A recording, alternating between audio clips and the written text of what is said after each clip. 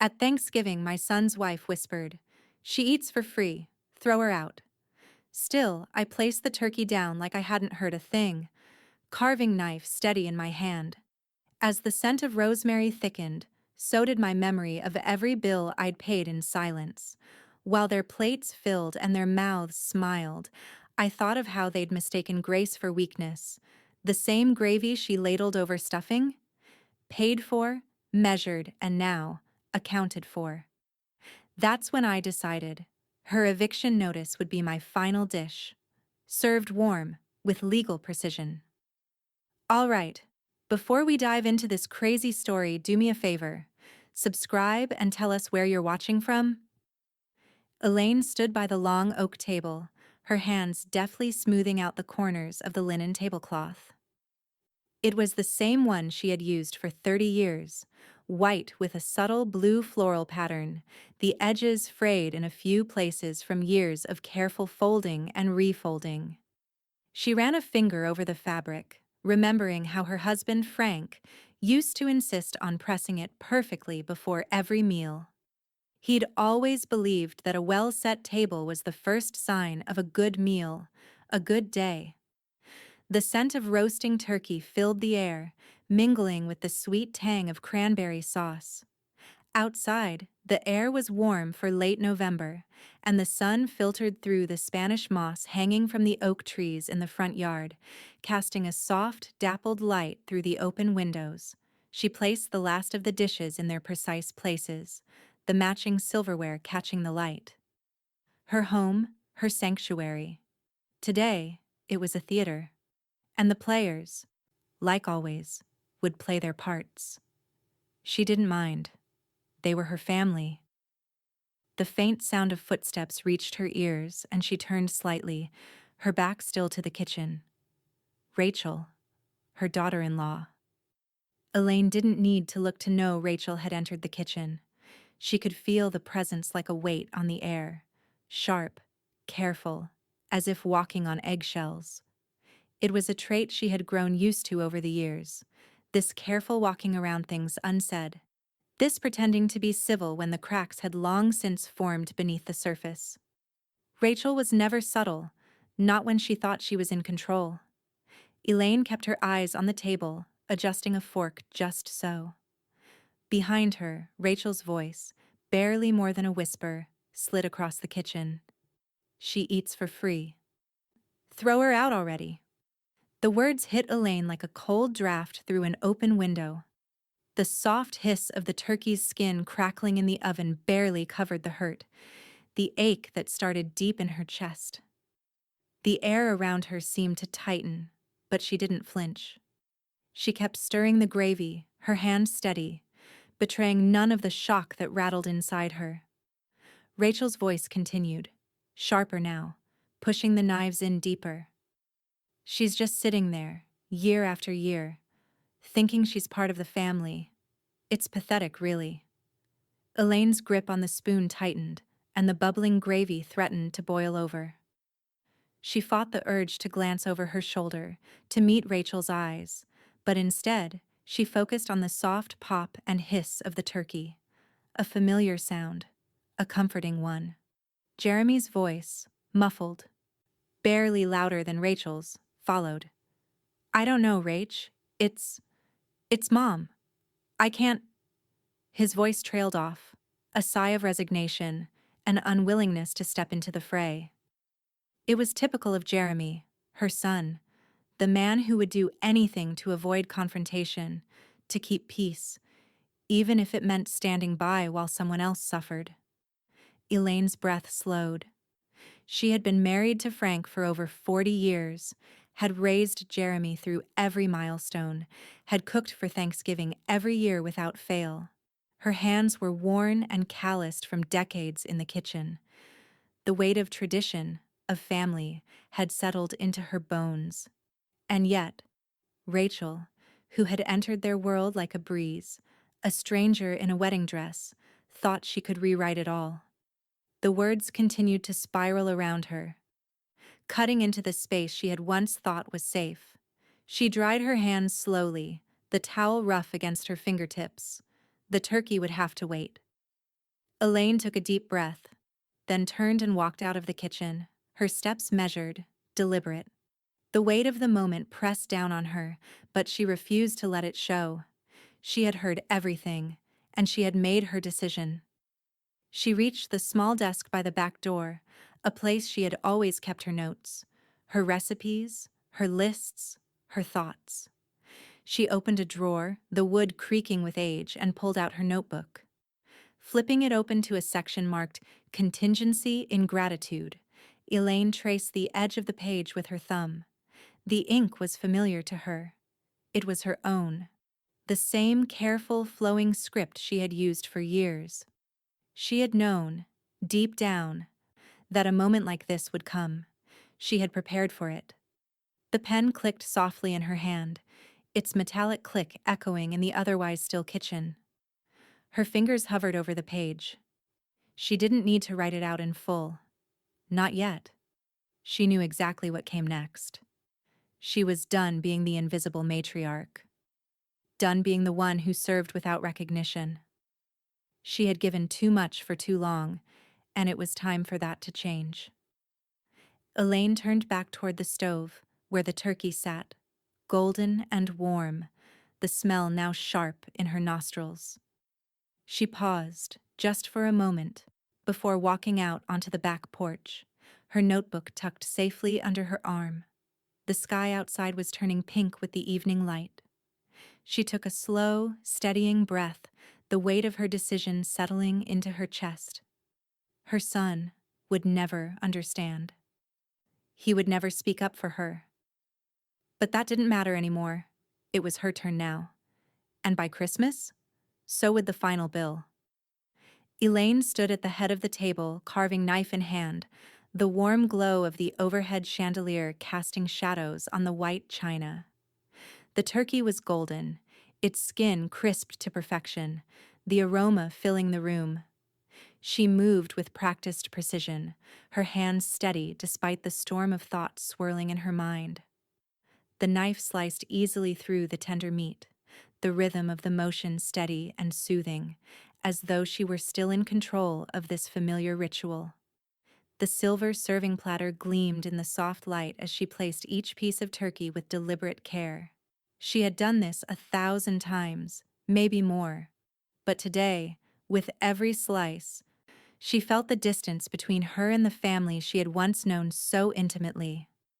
The weight of Rachel's words pressed on her like the heavy warmth of the oven, but she didn't let it show.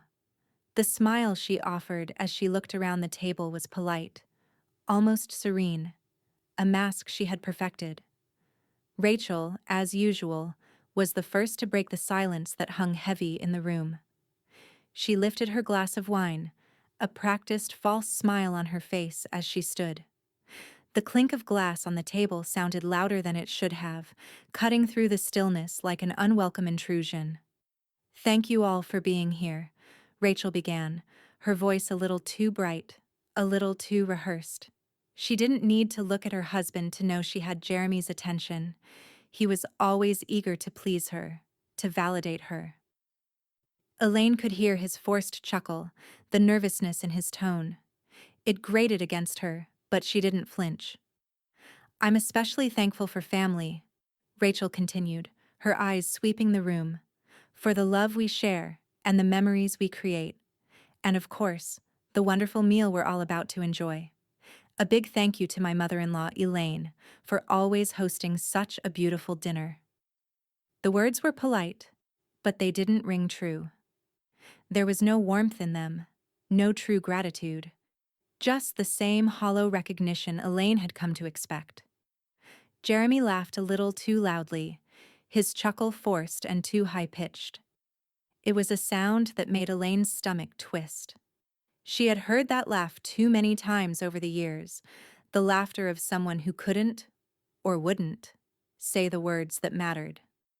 Rachel flashed a smile at him, the kind of smile that had once made Elaine think they were truly happy together. Now it only seemed false. Elaine's hand tightened around the carving knife, the only steady thing in this fractured world. She set it down with care, trying to ignore the bitterness in her throat. As Rachel continued to talk, her voice rising in pitch as though to fill the silence, Elaine placed the turkey slices onto each plate, the sound of the knife against china almost soothing in its familiarity. Avery, as usual, picked at her food. Elaine saw her granddaughter's small fork push the turkey around on her plate, the girl's eyes downcast, her lips tight. She wasn't hungry, not really, but Elaine knew why. It wasn't the food, it was the tension, the unspoken words, the coldness that had settled between everyone at the table. Avery had always been observant, and today it seemed she noticed everything. Elaine's own appetite had vanished, replaced with a strange emptiness that had nothing to do with the meal before her. She reached for her own glass of wine, taking a slow sip, letting the familiar taste calm her. The silence between the bites was louder than any words could be. As Rachel finally sat back down, her toast over, Elaine picked up her own glass. The faintest of smiles touched her lips, one that didn't quite reach her eyes.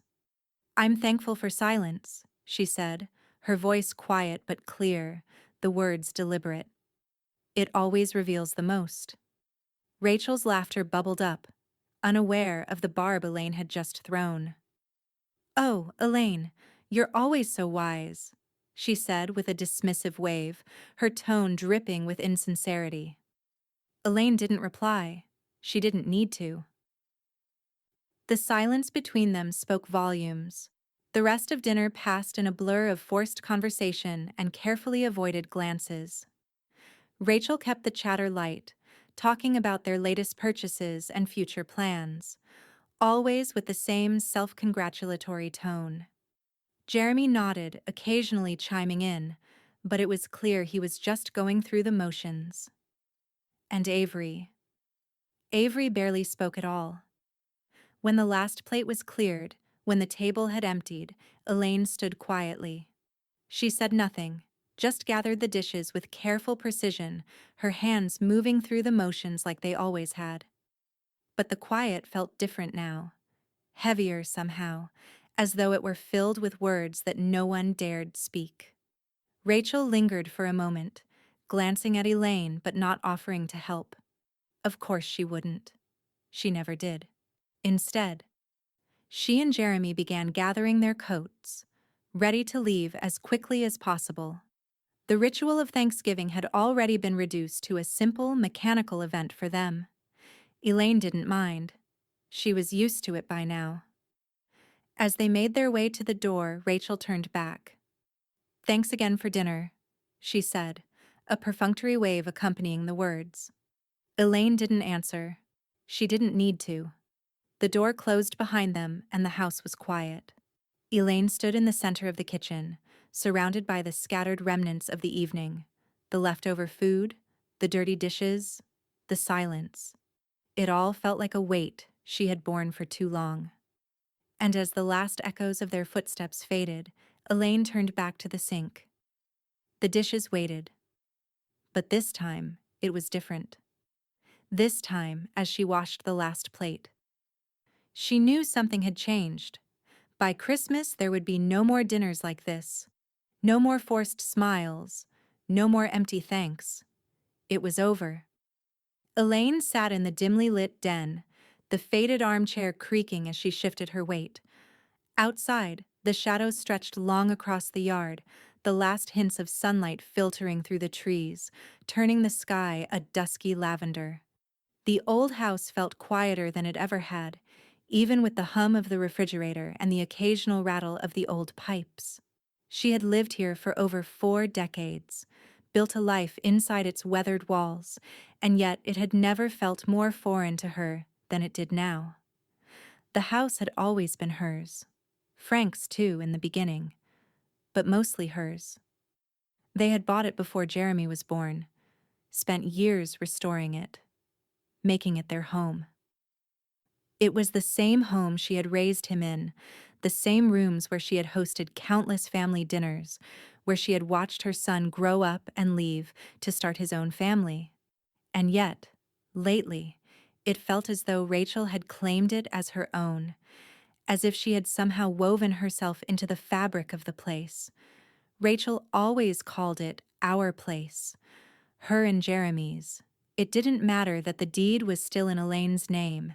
It didn't matter that she paid for the utilities, the property taxes, or the HOA fees with money from her own accounts. Rachel made sure to refer to it as our place, in front of guests, in front of friends. The casual, confident ownership in her voice made Elaine's blood boil, though she hadn't said a word for years. That was the thing about Rachel. She was always so certain, so sure. She acted as though it was a done deal, a foregone conclusion that this house, these walls, everything inside them, were hers for the taking. And Elaine had let it slide. Let Rachel think she had the upper hand. Let her carry on with her plans and her pretensions. After all, it wasn't worth the fight. At least, not until now. The back door creaked open, pulling Elaine from her thoughts. She didn't need to look to know who it was. Clay. He had a way of entering and exiting her life with a quiet kind of assurance that made him nearly invisible. He wasn't tall, but he had the kind of presence that made people take notice, the kind of man whose words were always measured, whose decisions were always deliberate. Clay stood on the porch for a moment, looking out at the oak trees. His hands were in his pockets, the familiar black coat he always wore hanging loosely around his frame. She could see the way he looked at the property, calculating, assessing.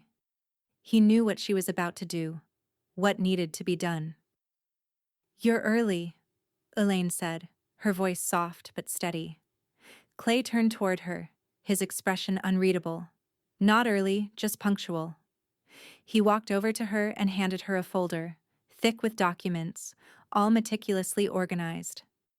"Updated records? It's all there." Elaine didn't hesitate.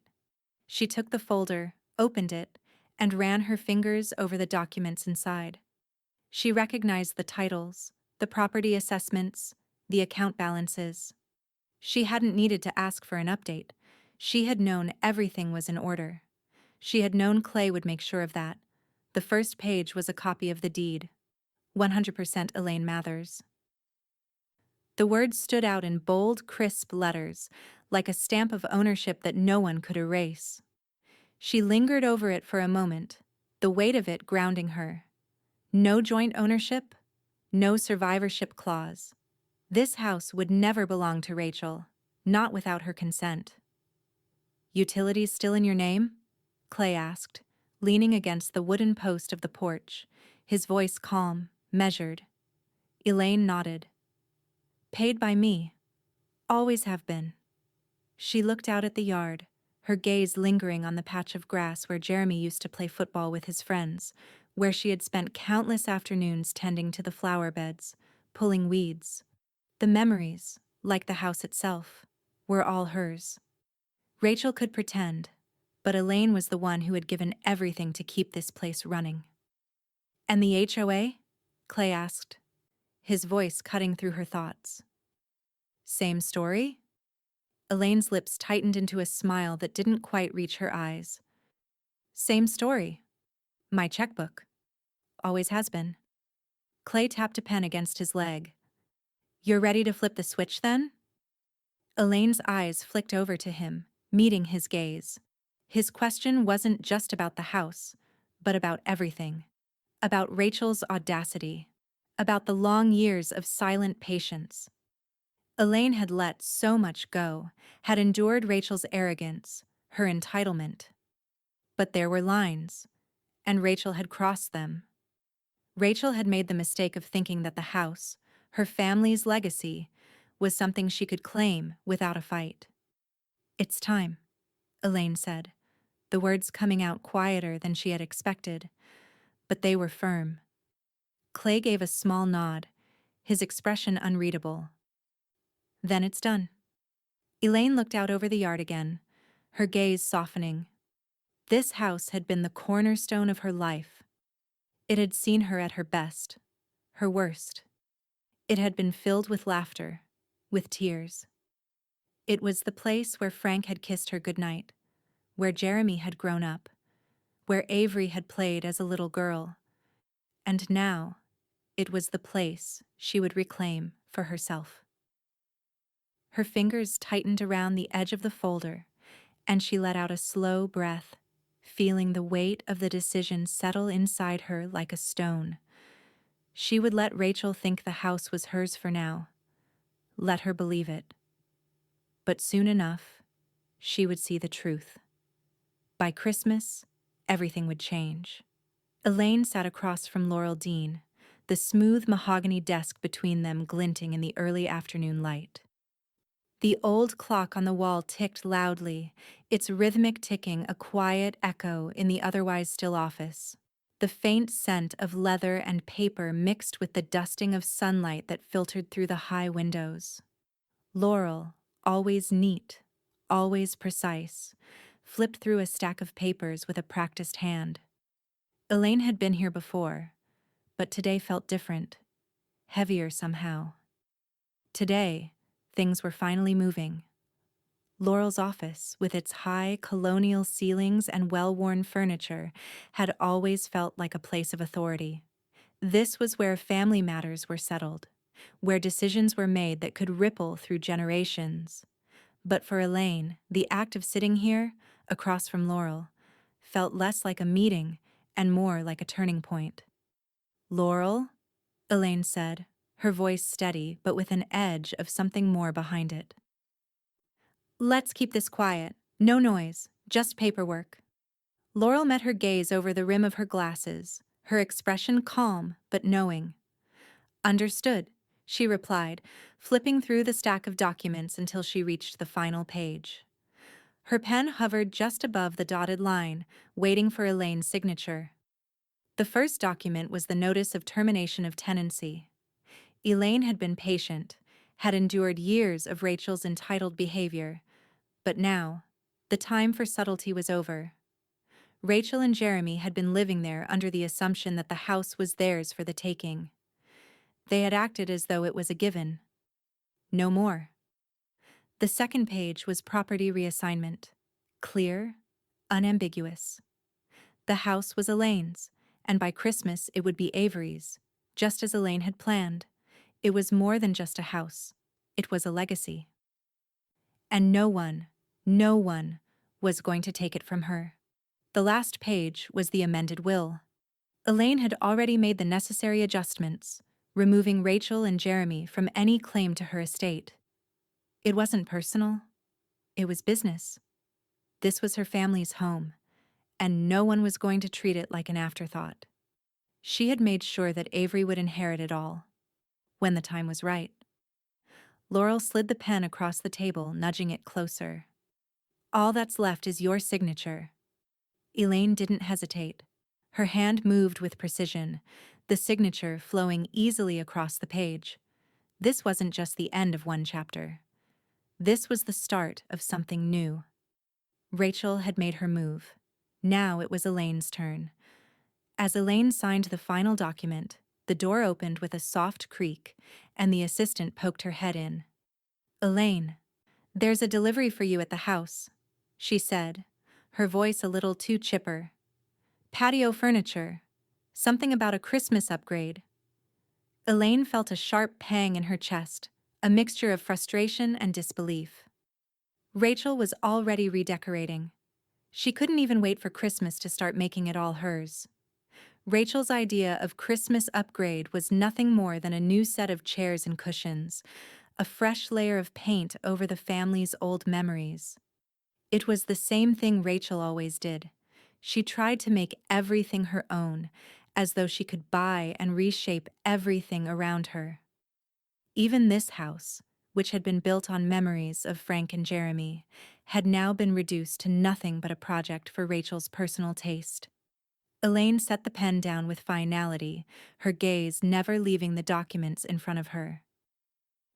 "Let her have it," Elaine muttered, mostly to herself. "The furniture, the upgrades, none of it matters now." Laurel raised an eyebrow but said nothing. She'd known Elaine long enough to understand when silence was the loudest response. At home, Rachel was busy at her own self-appointed task, ready to show off her latest purchase. She had ordered the most expensive set of patio furniture she could find, and she didn't even care who paid for it. She'd only made one request, that Elaine's approval was unnecessary. Of course, Jeremy didn't think twice about it. Elaine could imagine it all too well. Rachel circling the yard with that smug satisfaction, arranging everything with a superficial sense of ownership. The new furniture would be placed on the patio as if it had always belonged there, as if it were Rachel's to command. Elaine could almost hear Rachel's voice now. "This is exactly what the house needed, don't you think?" Elaine's lips twitched into a smile as she stood up and gathered her things. Her plan was set in motion. Rachel wouldn't get to claim anything anymore. No more redesigns or redecorating. By Christmas, it would all be in Elaine's hands again, and Rachel would have no idea what had hit her. As she walked to the door, Elaine's phone buzzed.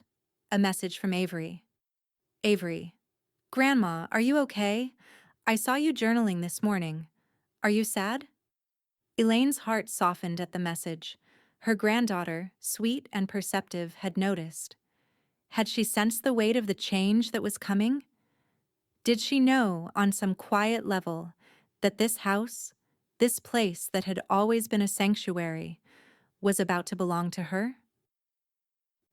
Elaine's fingers hovered over the screen for a moment, her mind swirling with 1,000 things to say. But in the end, she kept it simple. "Elaine, I'm fine, sweetheart. I'm just making sure everything's in place for the future. I'm not sad. I'm proud. And I can't wait for you to see what comes next." Elaine set her phone down with a gentle sigh and walked out the door, her mind sharp with purpose.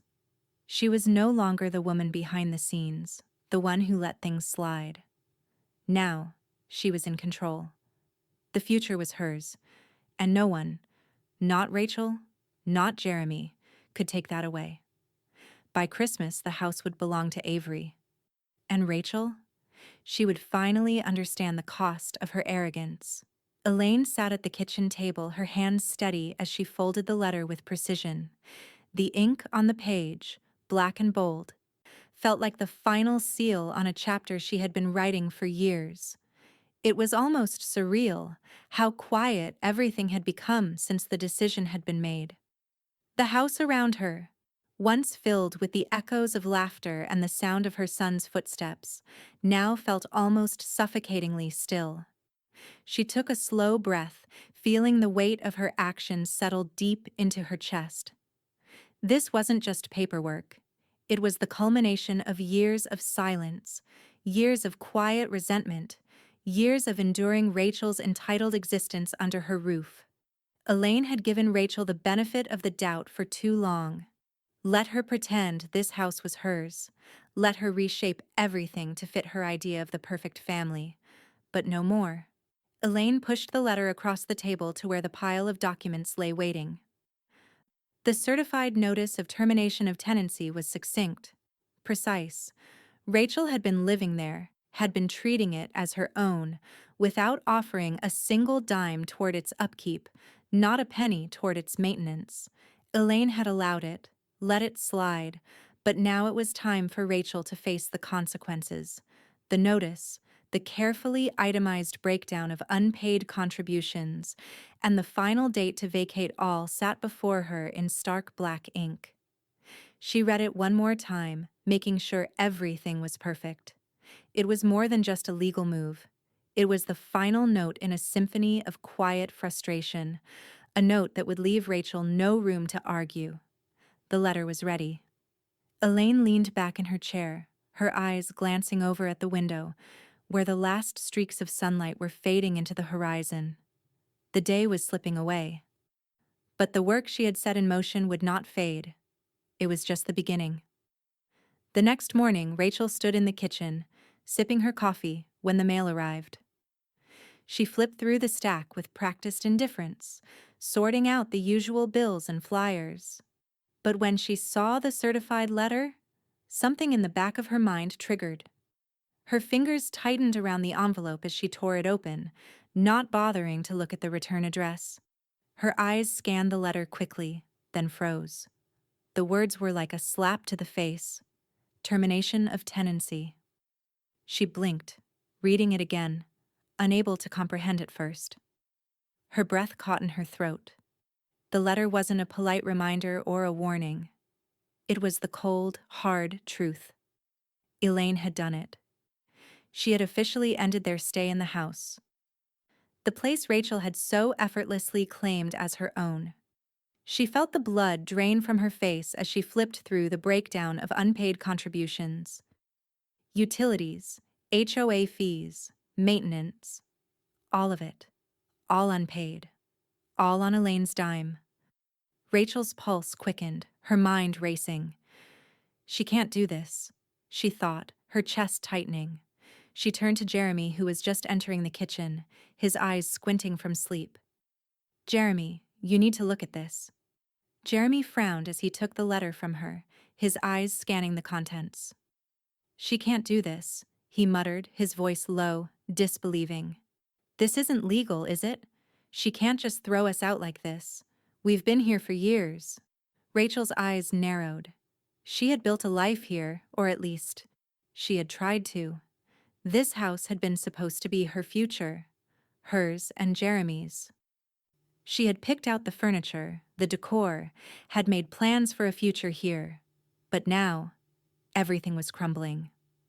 "Rachel," Jeremy said, his voice tinged with panic, "we need to talk to someone. We can't just let her do this." Rachel shook her head, her eyes flashing with anger. "No, I'll handle this. We'll fix this.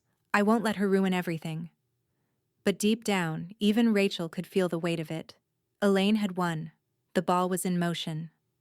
Meanwhile, across town, Elaine was already moving forward, her steps unhurried but firm. The house was quieter now without Rachel's presence, the weight of her departure already in the air. As she watched the sun rise higher in the sky, Elaine felt a strange peace settle over her. The next part of the plan was set. There were no more moves to make. There were only steps left to take. She reached for her phone, dialing Clay's number. The phone rang twice before he picked up. "Elaine," Clay said, his voice warm but professional. "Everything in order?" Elaine looked out the window at the house, feeling a strange mix of triumph and relief. "Tell the bank to unfreeze the transition funds. It's time." Clay's voice was steady. "Understood. It's all set on this end." Elaine nodded to herself, her grip tightening on the phone. "By Christmas, it'll be done." She hung up the phone, the decision final, the next steps locked in place. There was no turning back now. Elaine stood in the kitchen, her eyes falling on the empty table, and for the first time in years, she felt the weight of the house, her house, on her shoulders. The legacy she had built, the one Rachel had tried to claim, was about to be passed to the one person who had always mattered, Avery. And when Rachel came back to fight, it would be too late. The last pieces were falling into place. The house would be hers again, and Rachel would finally understand that she had underestimated the power of a woman who had nothing left to lose. Rachel stormed through the front door, her heels clicking sharply against the old hardwood floors. The familiar creak of the doorframe seemed to mock her, as if the house itself was bracing for the confrontation. She had only just received the termination notice, but it felt like a tidal wave crashing into her carefully curated life, a life that had always felt just within her grasp. She found Elaine in the living room, standing by the window with her back turned, gazing out at the quiet street. Her face, as always, was calm. But there was something in the stillness of the room that made Rachel's chest tighten. She couldn't stand it. Elaine had always been so composed, so unflappable. She hated that about her. Today, it felt like it was a reminder of just how little power Rachel had in this situation. Elaine turned slowly, almost as if she had known Rachel would walk in. She had expected this moment after all, though it still struck her with the weight of inevitability. "You're really going to do this?" Rachel's voice broke through the silence louder than she intended. It wasn't just anger, It was the sound of everything she had built crumbling in front of her. She stepped forward, her hands trembling at her sides, but her eyes sharp with fury. "You're going to throw us out like we're nothing? After all these years?" Elaine didn't move. She didn't flinch. She simply looked at her daughter-in-law, her gaze level, unwavering. The weight of Rachel's words hung in the air, but it was clear Elaine wasn't going to rise to the bait. "Rachel," Elaine said quietly, her voice carrying that same quiet authority that had always been there, even when Rachel had tried to dismiss it. "The address is mine. So is the silence." Rachel's face twisted, her lips curling in a sneer as if she could will away the truth Elaine had just spoken. It stung, that simple, undeniable statement, more than any of the things Rachel could have said. There was no denying it. This house had never truly belonged to her. It never would. "You think this is over?"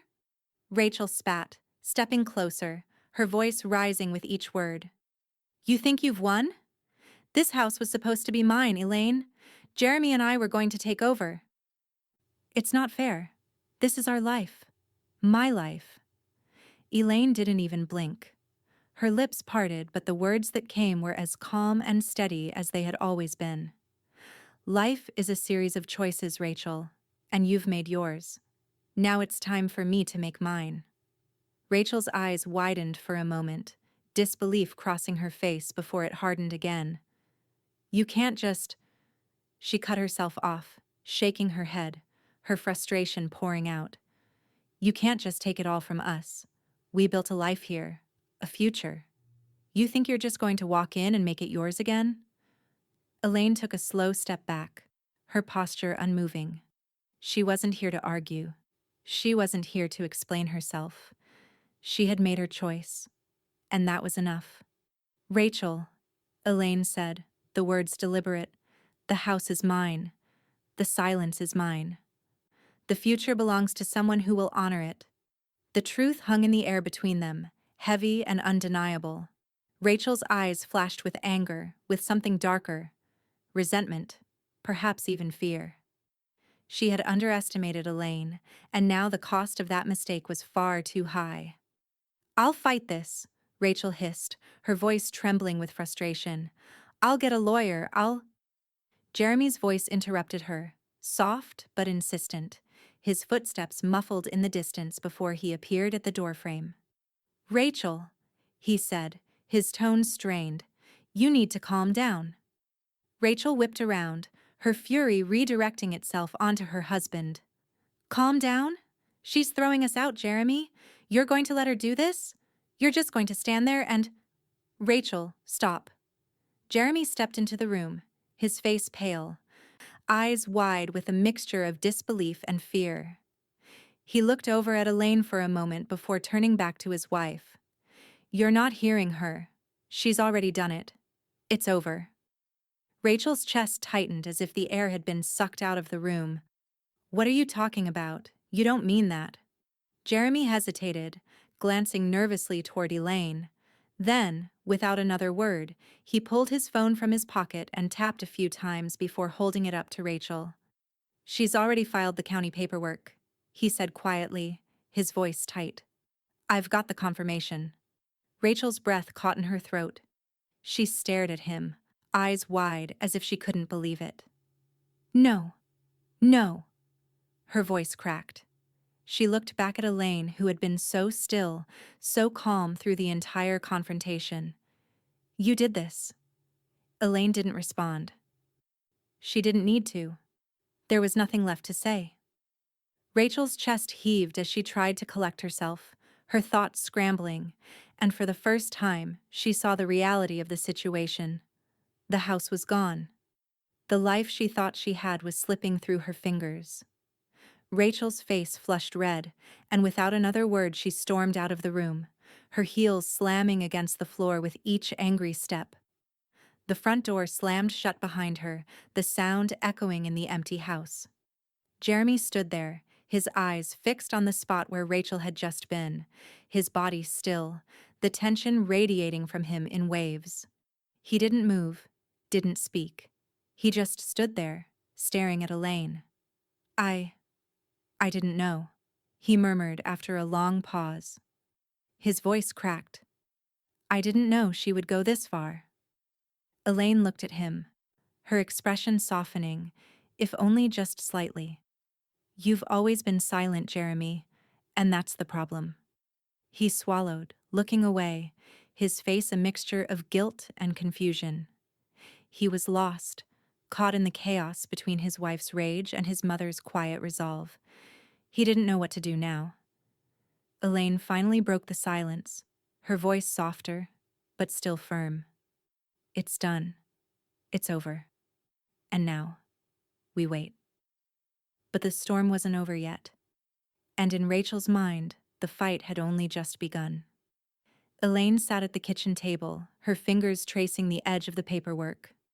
The stack of documents was thick, but it was all part of a process she had been building for years. Today, the final pieces were falling into place. A subtle shift in control, an unseen but sharp cut of power, would change the entire dynamic. She picked up her phone and dialed the number she knew by heart, the voice on the other end already expecting her. Clay, she said, her voice steady. I want the utilities transferred. No one will be able to tell it's mine, but it's done. There was a pause, then Clay's calm response. Understood. All services will be moved to your LLC within the next 24 hours. Everything will be seamless. Elaine's lips curled into a faint smile, the satisfaction of the moment sinking in. For years, Rachel had treated the house, the property, as if it were her own, without contributing a single dime toward its upkeep. Now, the control had shifted. The power was hers again, in a way that Rachel would never expect. The next morning, Rachel decided to host a brunch.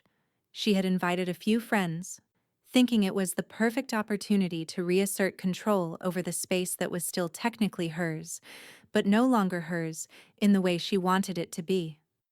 The sun had barely risen when she began setting out the food, a scattering of finger sandwiches, fruit, and pastries laid out across the dining room table. She had spent the morning arranging everything meticulously, making sure it looked perfect. But as the first guests arrived, she noticed something strange.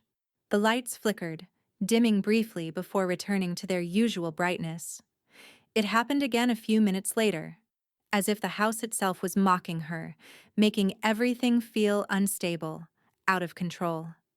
Rachel shook her head, trying to ignore it, but when she turned on the faucet to fill a pitcher, the water pressure sputtered, the stream slowing to a weak trickle. She turned the tap off and on again, but it didn't improve. What the hell? She muttered under her breath. The house, her house, was failing her in every sense of the word.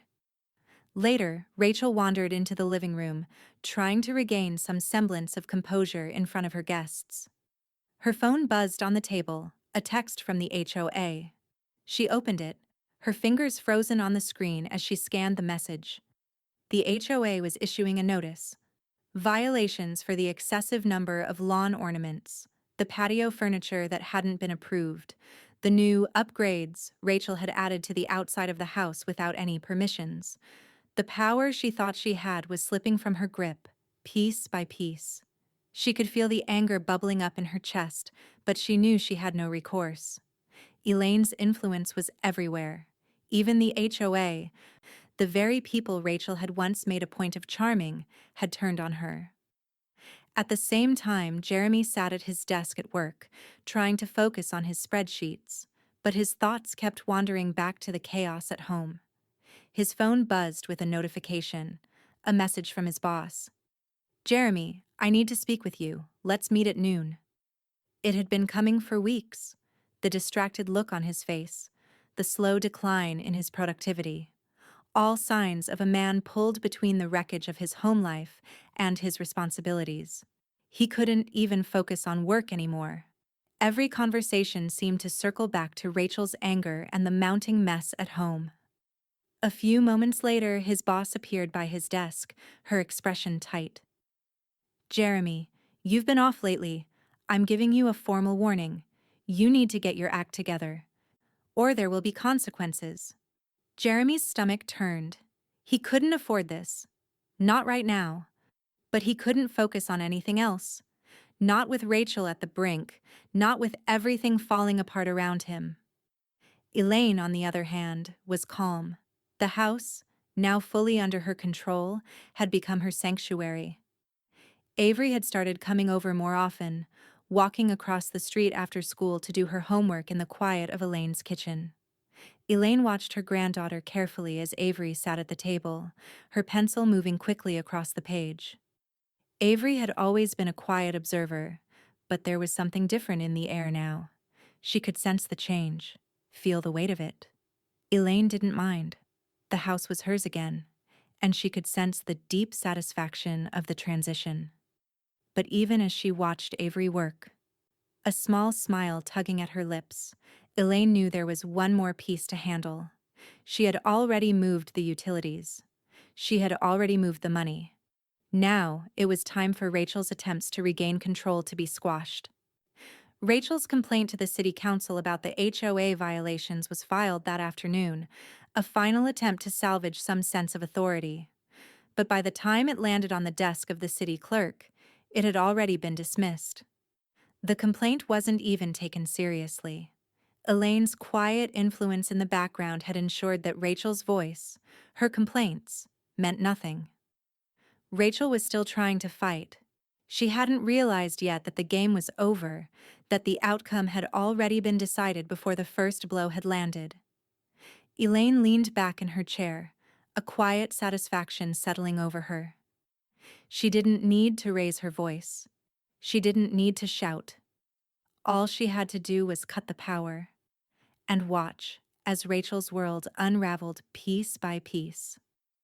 The old wooden chair creaked beneath Elaine as she settled into it.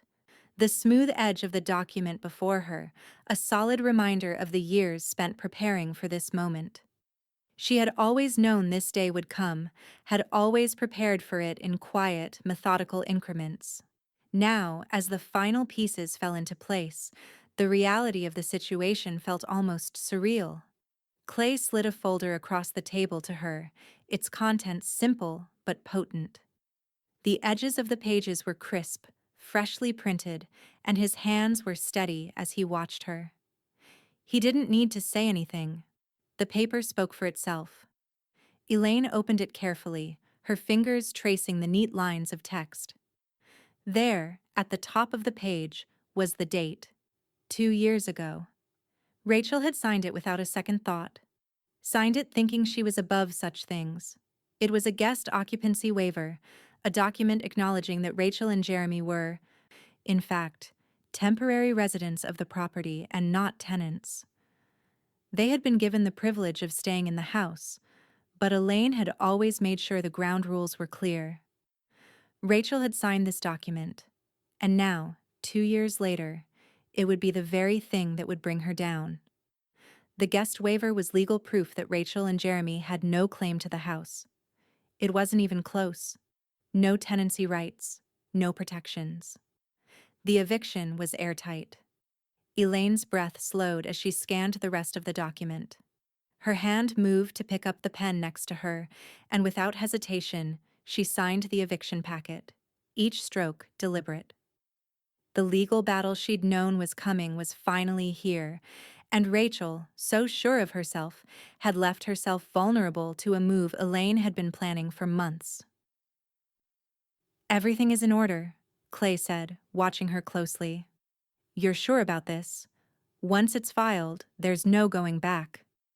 Elaine didn't look up immediately, but the decision had already been made. There was no turning back now. She placed the pen down with finality. "Do it. File it. They'll get their notice tomorrow." Hours later, Elaine's phone buzzed. It was a message from Laurel, her trusted attorney, and the words were simple but sharp. "They have no standing, no delay options. It's over." Elaine's eyes lingered on the message for a moment before she tucked the phone into her pocket. A quiet satisfaction settled in her chest, but there was no celebration, no relief, just calm, the kind of calm that came with knowing everything was as it should be. The phone buzzed again. Elaine, please don't do this. The voice on the other end was Jeremy's, his tone pleading. He had been avoiding this conversation for days, but now, as the weight of the situation finally hit him, there was no way to run from it. Elaine let the phone ring for a moment, letting him hear the silence, the calm. She picked it up and pressed it to her ear. Jeremy, it's done. It's already over. No, it isn't, he said quickly, desperation creeping into his voice. I don't know what happened to you, but this isn't right, Elaine. She's my wife. She's been part of this family for years. You can't just throw us out like we're nothing. His words stumbled out, tripping over each other in his panic. Elaine's eyes flicked toward the window, watching the afternoon light filter through the trees. She could hear the sound of the wind rustling the leaves, a reminder that some things had changed, while others had stayed the same.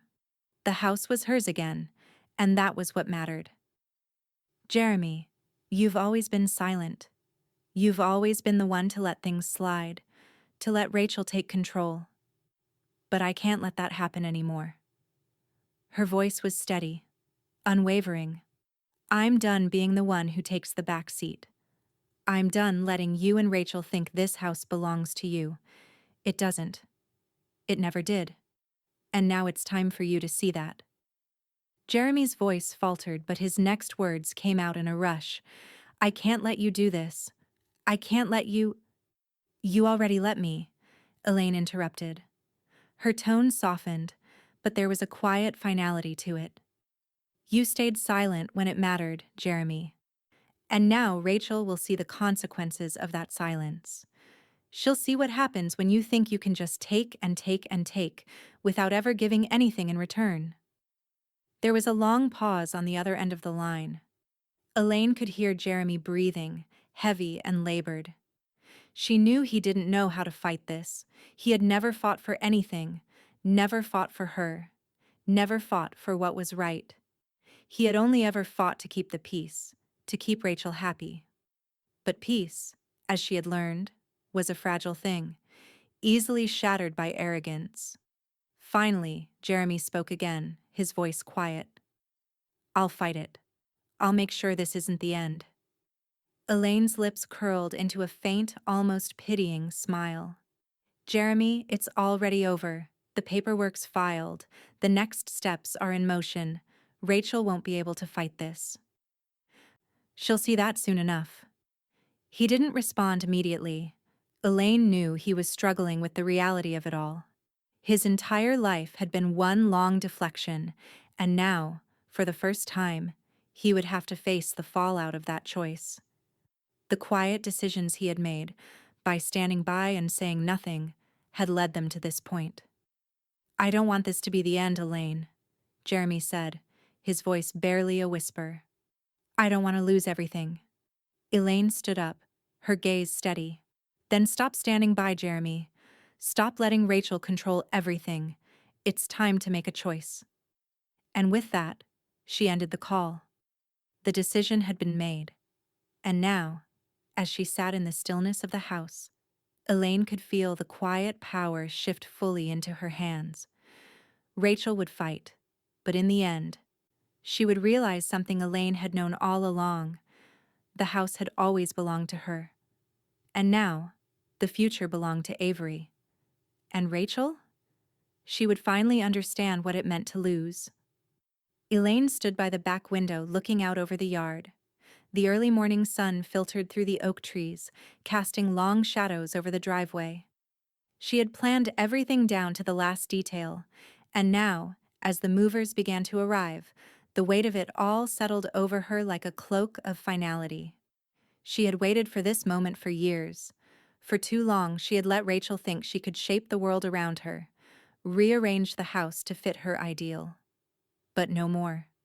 Today, Elaine was taking back what was hers, what had always been hers. And Rachel would finally understand the depth of her mistake. Elaine glanced at the clock. By the end of the day, Rachel would have no illusions left about her place in this house. No more control. No more manipulation. She could hear the trucks pulling up now, the faint rumble of their engines creeping toward the house. The movers stepped out, their presence efficient, quiet.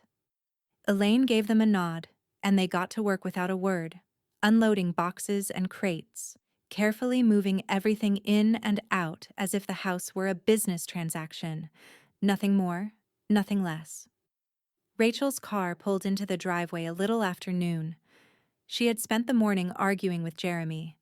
At least, that's what Elaine imagined, judging by the tension in Jeremy's voice when she'd spoken to him earlier. It was clear to her that the walls were closing in on them both. Rachel had no idea how much further Elaine had planned. All Rachel could see was that her world, her house, was crumbling before her eyes. She stepped out of the car and froze. The sight that met her eyes made her blood run cold. There were boxes, everywhere, stacked neatly along the side of the driveway, all of her things, packed away, ready to be moved out. Her breath caught in her throat. "What the hell is this?" she muttered, her eyes darting from the boxes to the moving truck in the yard. Elaine stood in the doorway watching her. The corners of her mouth twitched, but there was no hint of satisfaction in the way she held herself, just a calm, steady presence that felt like the eye of a storm. "It's your last weekend," Elaine said, her voice low, almost too calm. "Make it count."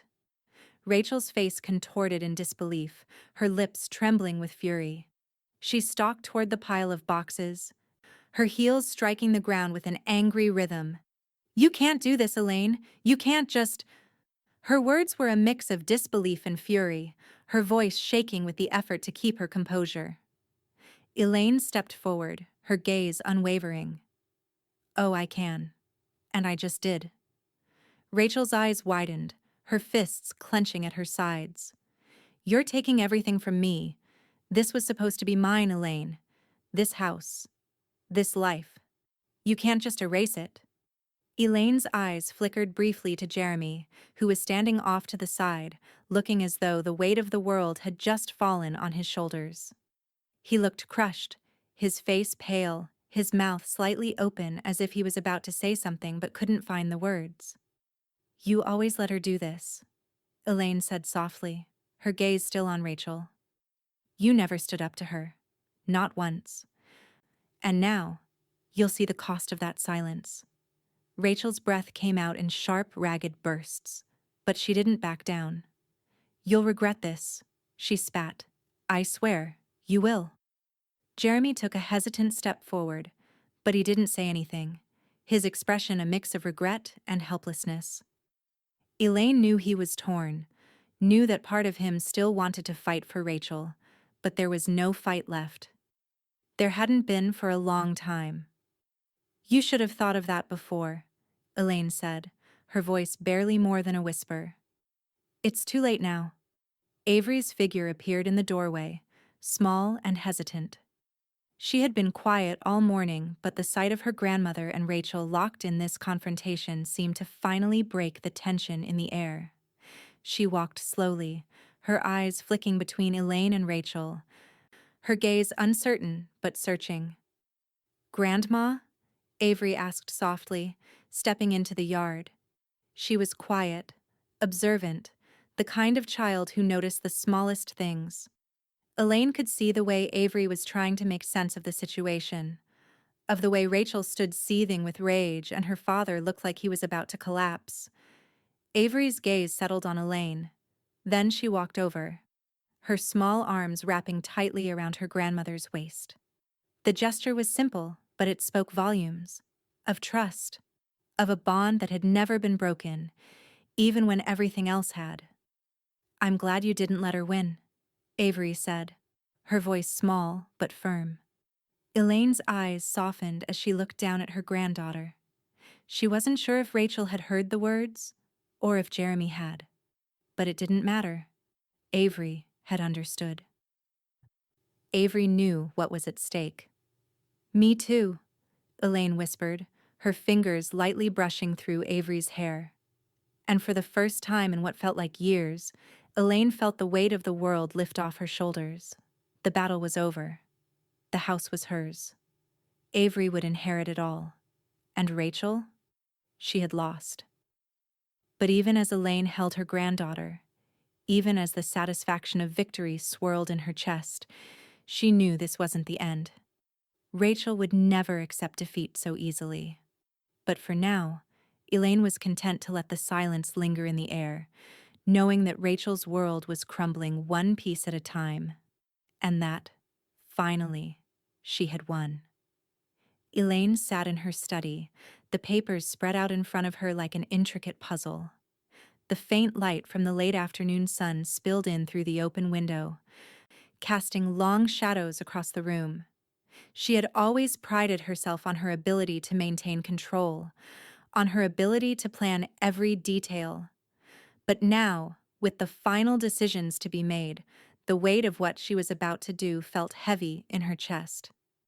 This would be the last step. After this, everything would be set. The first document was straightforward: the removal of Rachel and Jeremy from all real property bequests.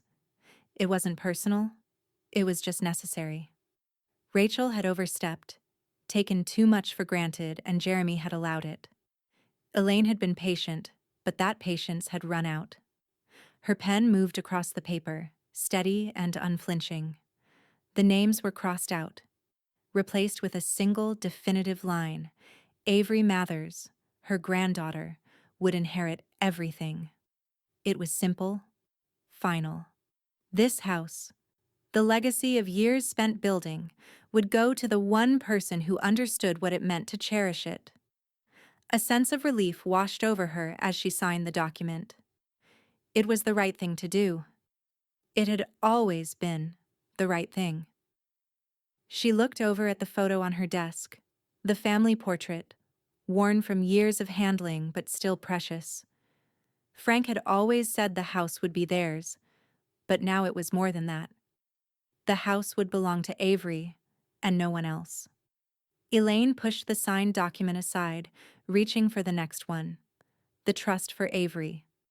Clay had already set it up, the trust that would ensure the house was hers when the time came. It wasn't just about passing down a piece of property. It was about creating a legacy, a future where Avery would have the stability that Rachel and Jeremy had never valued.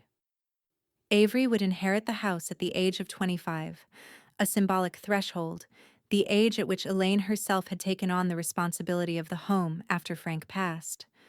But it wasn't just about the house. It was about passing on the lessons, the quiet strength of keeping what mattered close, of never losing sight of what was truly important. Elaine leaned back in her chair for a moment, letting the weight of her decision settle. She knew Rachel would never understand why Elaine had done this, but Avery would. Avery had always been the one to see things clearly. As Elaine finished her work, she picked up the phone, dialing Clay. The phone rang a few times before he answered, his voice calm and steady as always. "Elaine," he said, "everything's in place?" "It's all done," Elaine replied, her voice firm. "Make sure the trust is in place for Avery. And Clay, make sure there's a delay clause. She can't touch the house until she's 25. No one gets to touch it until she's ready." "Understood," Clay said. "It's done.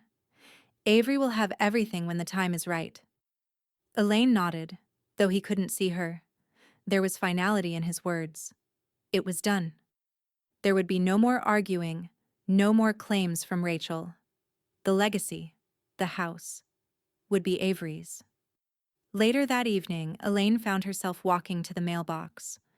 The world outside was quiet, peaceful almost, but there was a quiet buzz in the air. She hadn't expected Rachel to give up.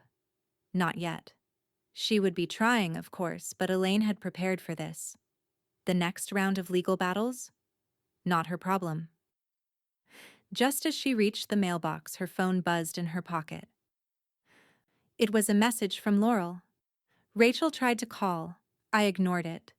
Elaine smiled, her fingers gripping the edges of the mailbox.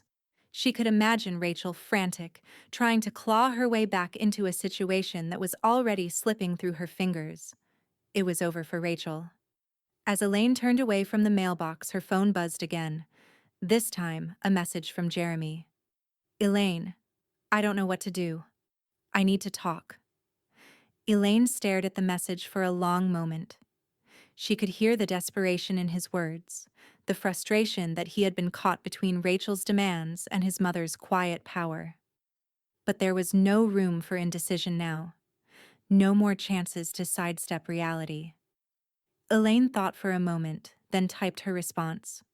Jeremy, I've already made my decision. There's nothing left to discuss. She hit send and walked back into the house, her footsteps sure, each step marking the end of a chapter, the beginning of something new. Later that night, as she sat at her desk, Elaine wrote in a journal she had kept for years. It had been her outlet, her way of processing everything, of making sense of the silence and the noise of her life. As she wrote, her hand steady, she knew that this would be the last entry she would write as the keeper of this home. And then she wrote the last line, the words that felt like both an end and a beginning. I did what was necessary. I kept the legacy alive. And the future will belong to those who understand it.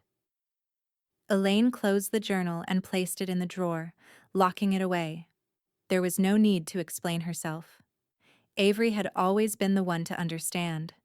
And now, she would carry the lessons Elaine had lived by. Elaine stood up, walked to the window, and looked out at the house that had been her life, her legacy. It was hers again. And now, it was Avery's. For Rachel, it was already too late. The chill of December had settled into the air, and the heavy silence that had hung over the house for months was now punctuated by the faint sounds of the holidays, the soft clink of ornaments, the crackle of a fire, the distant hum of carols. Yet for Rachel, Christmas had never felt more foreign. She had tried over the past few days to rally some semblance of support. She called her mother. She called cousins, aunts, anyone who might give her the strength to face this humiliating loss. She needed someone, anyone, to back her up, to tell her she wasn't crazy for fighting so hard. But the responses she received were lukewarm, if not outright dismissive. No one wanted to get involved, not after everything had already been decided. Jeremy had always been passive, too concerned with avoiding confrontation to truly help. Her calls to him were met with silence. He didn't want to be part of the fight. At first, Rachel had been furious with him for not taking her side, but now, in the quiet of the empty house, she understood. He didn't know how to fight for anything, and frankly, neither did she. Rachel stood in the living room, staring at the holiday decorations. The garland along the mantel seemed out of place, like a strange mockery of the season. The tree, still decorated with the same ornaments from years before, stood at the corner of the room, its twinkling lights flickering as if to remind her of the life that had been taken from her. She paced in a slow, rhythmic way, her heels clicking sharply against the floor, but her thoughts were far away. Christmas was supposed to be a time of renewal, of family, of warmth. But this year, it felt hollow. The house, the one she had worked so hard to reshape, was slipping through her fingers. Her vision for the future was already gone. Across town, Elaine had created something entirely different, a Christmas Eve that was quiet, intimate, and full of peace. She had invited Clay and Laurel, two of the few people she trusted, along with Avery. Rachel was no longer part of this world. Not here, not in this place. And Elaine wasn't sure whether that was a relief or a regret. All she knew was that it was final. The table was set with care, a small gathering but one full of warmth. The turkey, golden and perfectly roasted, sat at the center, surrounded by candles that flickered softly, casting a gentle glow across the room. The scent of rosemary and thyme mingled with the faint smell of pine from the tree in the corner. There were no grand speeches, no pretense. Just a quiet meal with the people Elaine had chosen to share this night with. Avery sat beside her, her small hands folded neatly in her lap as she quietly admired the table. Her eyes darted from the turkey to the candles, and for a moment, Elaine could see the glimmer of something in her granddaughter's face. Something she hadn't seen in Rachel's eyes for years. Gratitude. "I'm glad we're here, Grandma," Avery said softly, her voice full of sincerity. "It's perfect." Elaine smiled at her, a gentle warmth spreading through her chest. "So am I, sweetheart," she said. "So am I."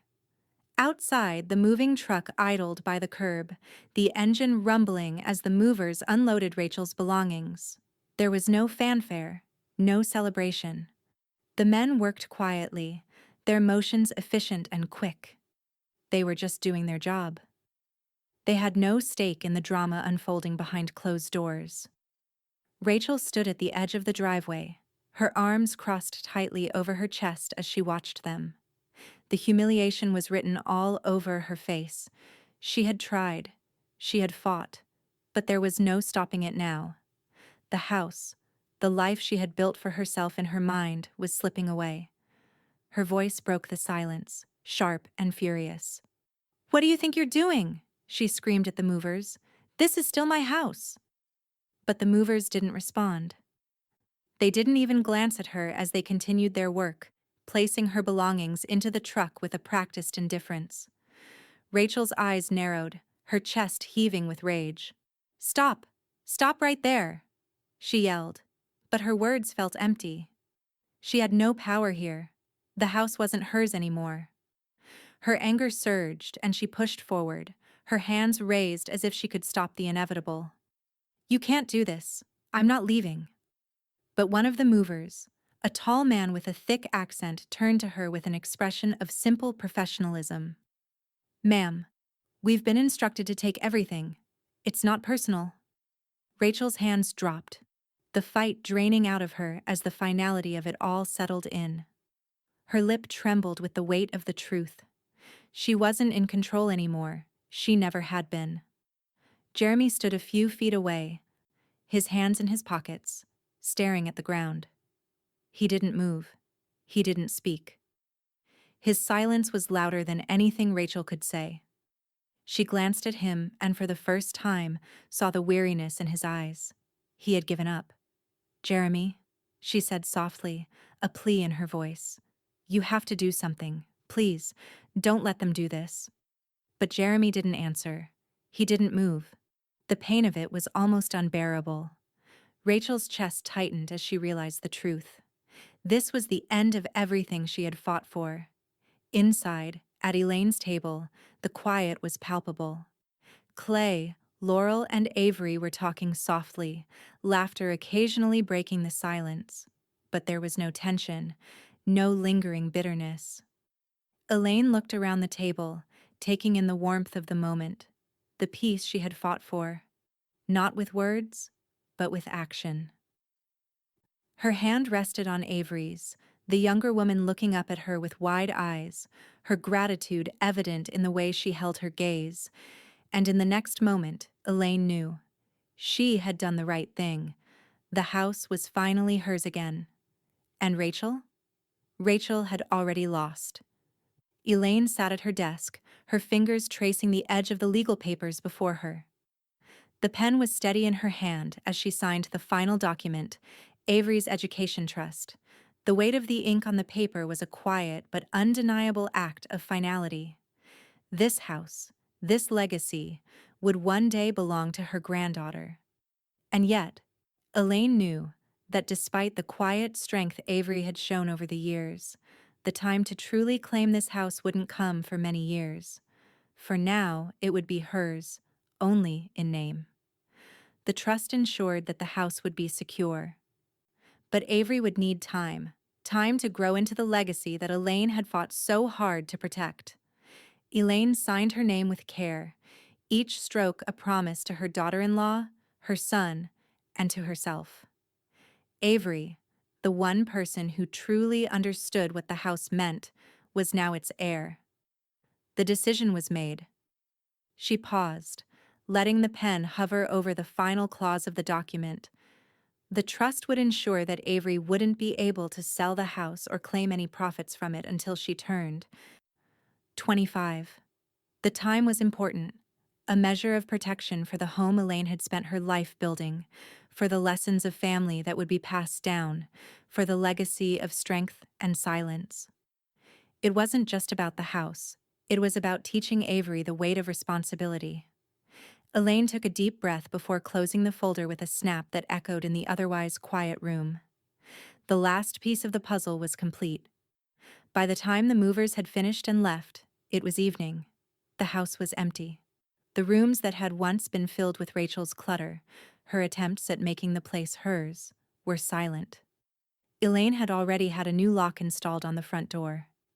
She stood in the doorway, the setting sun casting a soft golden glow through the large windows. Her fingers lingered on the new key in her hand, the one that would lock Rachel out for good. The key felt heavier than it should, as though it held more than just the promise of control. Elaine felt its weight settle in her chest. This key represented the end of one chapter and the beginning of another. Rachel had never really understood what the house was about. She had always wanted to reshape it into something that reflected her own desires, her own control. But Elaine had held on, always knowing that one day the house would pass to the one who truly understood its meaning. Elaine walked to the front door, slipped the new key into the lock, and turned it. The satisfying click of the mechanism falling into place was almost musical. It was final. Rachel would never be able to get in again. Elaine picked up her phone, dialing Laurel's number.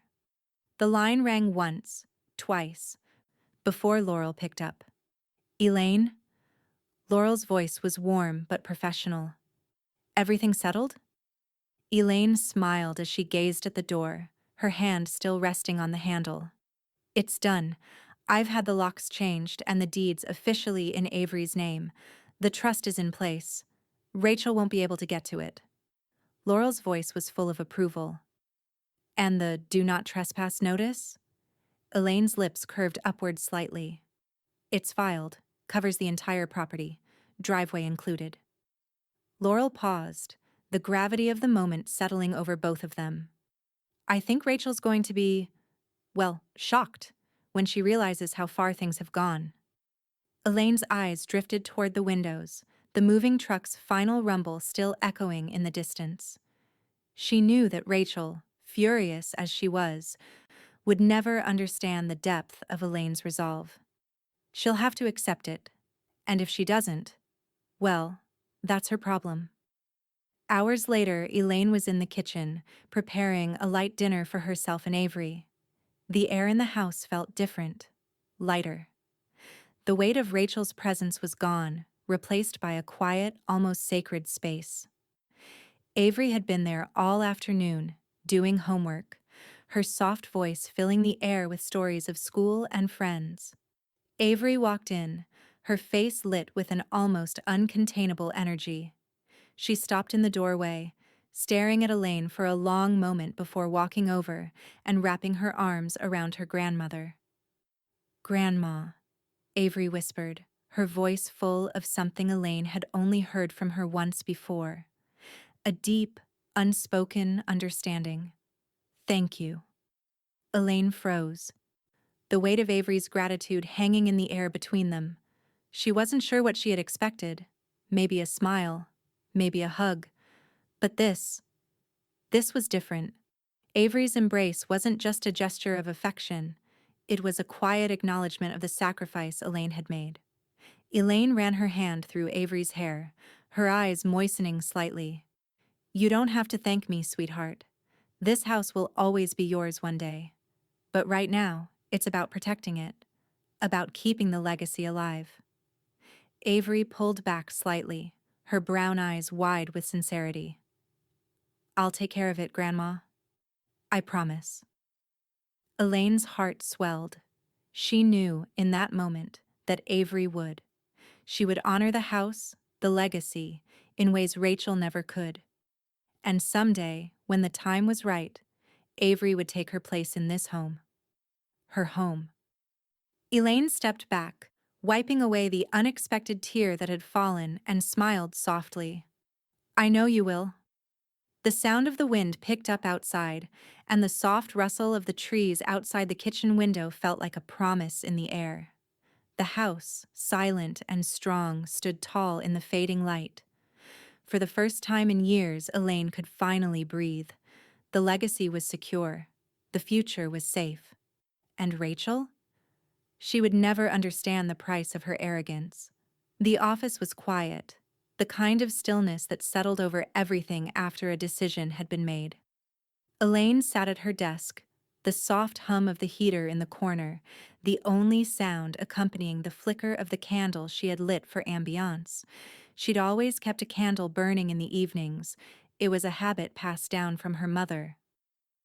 The gentle light softened the edges of the world, made everything feel just a little less sharp. Today, though, it felt like a symbol. Elaine opened the file cabinet, retrieving the manila envelope she had set aside days ago. The weight of it was heavier than it appeared, and she paused for a moment, fingers resting on the smooth surface, before pulling it open.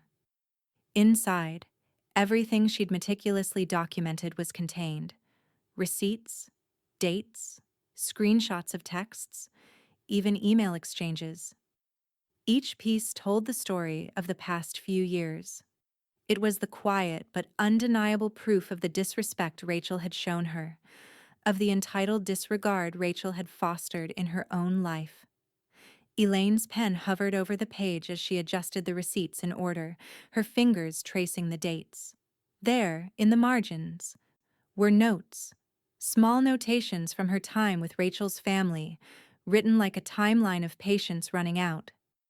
Every example, every incident of Rachel's behavior was cataloged in detail. The things Elaine had endured, the small slights, the moments when Rachel pushed too far. It had never been about getting back at Rachel. It was simply about documentation, something that could never be erased. Elaine sighed, looking at the list of facts in front of her. The receipts from the utilities Rachel had never paid for. The screenshots of text messages, Rachel's calls for more things. Decorations, gifts, anything that could make the house her own. The constant demands, the endless sense of entitlement. Elaine had borne it all with silence, but no longer. This document wasn't just for Rachel. It was for Avery, too. When the time came, when Avery was old enough to inherit the house, she would inherit the full story as well. Avery would understand, just as Elaine had. The house was more than just bricks and beams. It was about family, loyalty, and respect. And it would be Avery's responsibility to ensure it was never taken for granted again. She would learn the full history, every moment of disrespect, every reason Elaine had to act the way she did. The legacy wasn't just financial.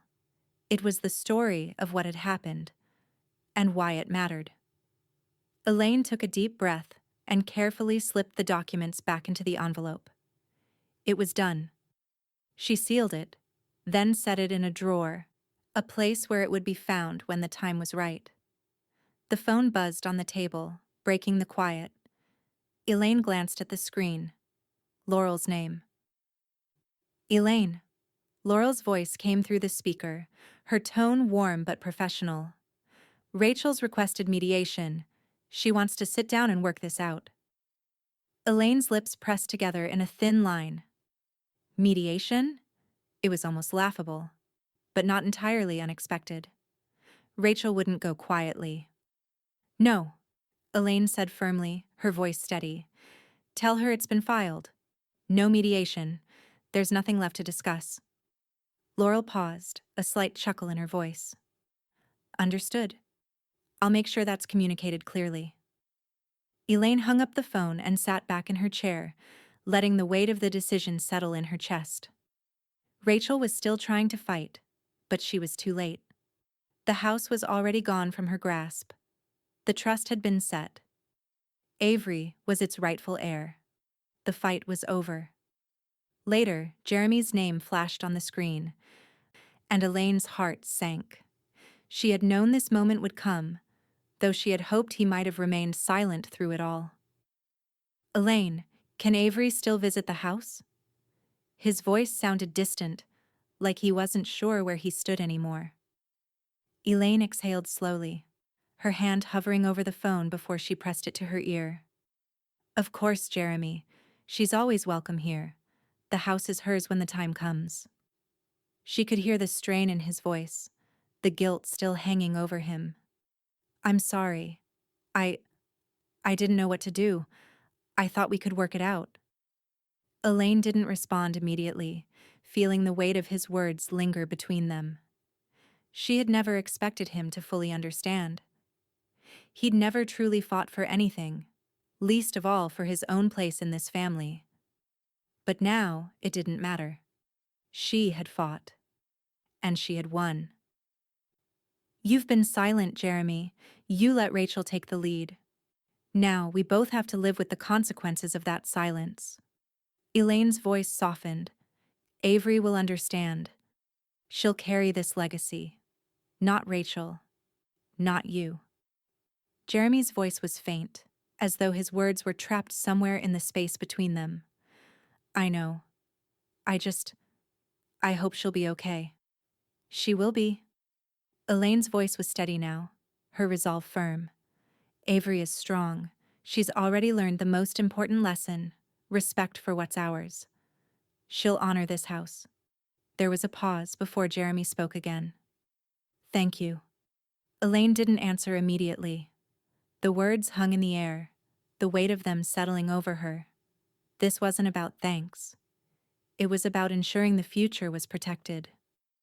She hung up the phone and placed it back on the table, her fingers lingering for a moment on the cold surface. She had done what she needed to do. Rachel had lost. And Avery would inherit everything. Every asset, every lesson, and every moment of silence that spoke louder than words. The house felt different now.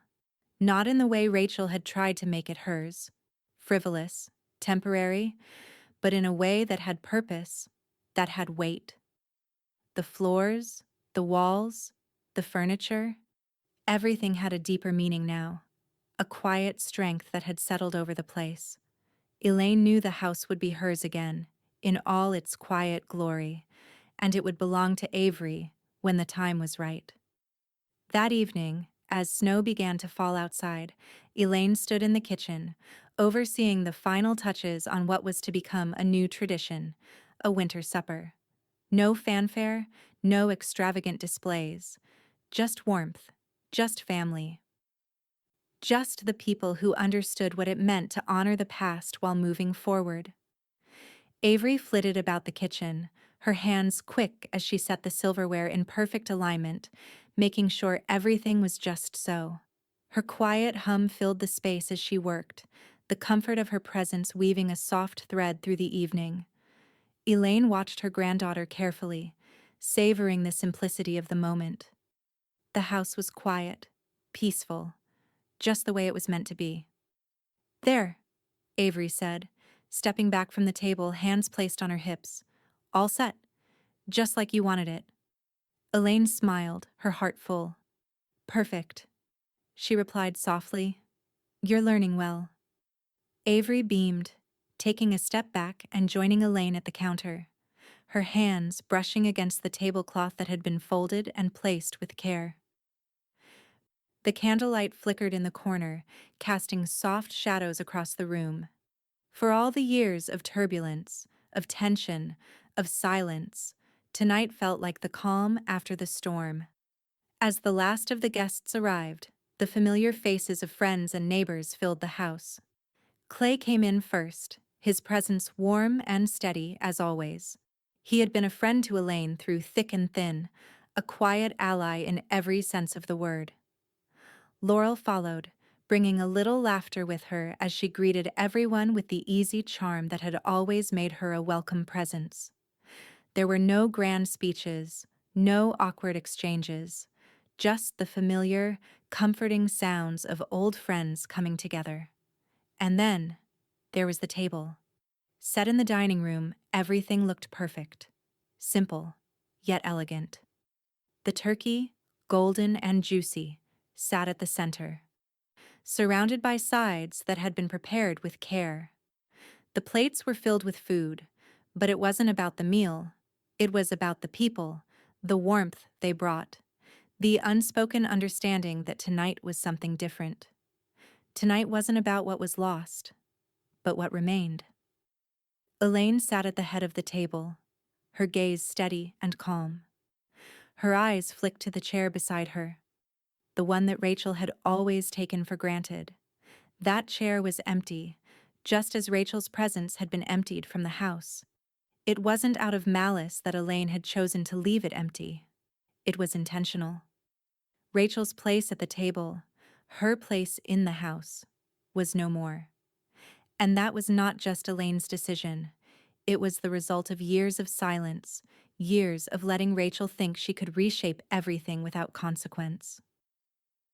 Avery took her seat beside Elaine, her small hand gently resting on the table. The room was full, the laughter low and comforting, but there was no awkwardness. This was the way it was meant to be. No need for speeches, no need for toasts. Just the people who mattered, the ones who had always been there, who understood the value of family, the importance of loyalty. Clay leaned back in his chair, his glass raised in a casual but meaningful gesture. He caught Elaine's eye and offered a small smile before clinking his glass, the sound sharp and clear in the stillness. "To the matriarch who paid every bill, in full," he said with a light chuckle. But his words were full of respect. Elaine's lips curved upward at the compliment, but she didn't respond right away. The warmth in the room, the respect in his voice, was all that needed to be said. There was no need for more. Everything had been done. She had earned that moment, not through grand gestures, not through angry confrontations, but through quiet, steady perseverance. Avery looked up at Elaine, her eyes bright with understanding. Elaine could see the deep appreciation in her granddaughter's gaze. Avery knew what was at stake. She understood the weight of the house, of the family legacy, of the sacrifices that had been made to keep it intact. And as Elaine looked around the table, she realized that this quiet moment, was what it had all been for. It wasn't about Rachel's fights or Jeremy's silence. It was about this, about Avery, about the future, and about the quiet legacy that would live on long after tonight. The room seemed to pause, the air thick with meaning, before Elaine raised her glass, the crystal glinting in the soft candlelight. "To family," she said, her voice steady, full of years of strength and resilience. "To what's ours." And for the first time in years, Elaine felt the weight of everything lift off her shoulders. The past was gone, the future secure. The house was hers, and more importantly, it would one day belong to Avery. As the night stretched on, the fire in the hearth crackled and popped, the warmth filling the room. The laughter grew louder, the conversations richer. There was an ease to the evening, an understanding that this was a new chapter for the house, for the family. But outside, in the distance, the faintest sound of a car door slamming echoed from the driveway. Rachel wasn't done yet. Elaine sat at the kitchen table, the soft light of the afternoon spilling over her shoulder. In front of her was a small, neatly folded card, the kind Avery would make for her. Simple, heartfelt.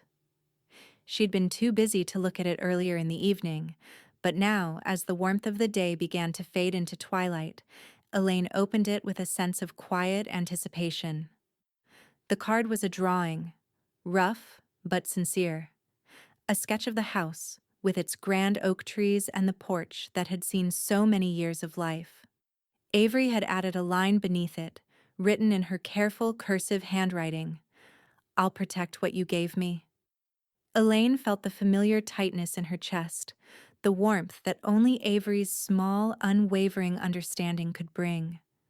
This wasn't just a drawing, it was a promise. A legacy passed down through hands that were still small, but knew what it meant to carry the weight of family. Elaine folded the card gently and placed it in her desk drawer, alongside the trust documents and the will that had set everything in motion. She had secured the future, not just for Avery, but for the house, for the family, for everything that mattered. Later, after a quiet dinner, Elaine sat on the porch, cradling a cup of tea in her hands. The sky was fading into dark, the sound of the wind rustling the leaves in the trees, a soft backdrop to the solitude of the evening. The house stood tall, strong in its quiet defiance, its legacy intact. There was no more Rachel to worry about. No more arguments. No more unspoken threats. Everything had been settled. For the first time in years, Elaine allowed herself to just be. She let the silence embrace her, let the weight of everything she had fought for fall away. The familiar buzz of her phone broke the stillness, and Elaine reached for it without hesitation. It was a message from Clay, his words succinct as always. It's all closed. You kept every receipt. Elaine smiled to herself as she read the message, the faint satisfaction of a well-executed plan settling in her chest. She had done everything right. Every receipt, every document, every detail had been handled with precision. She had spent wisely. And now, it was all hers. And spent them wisely.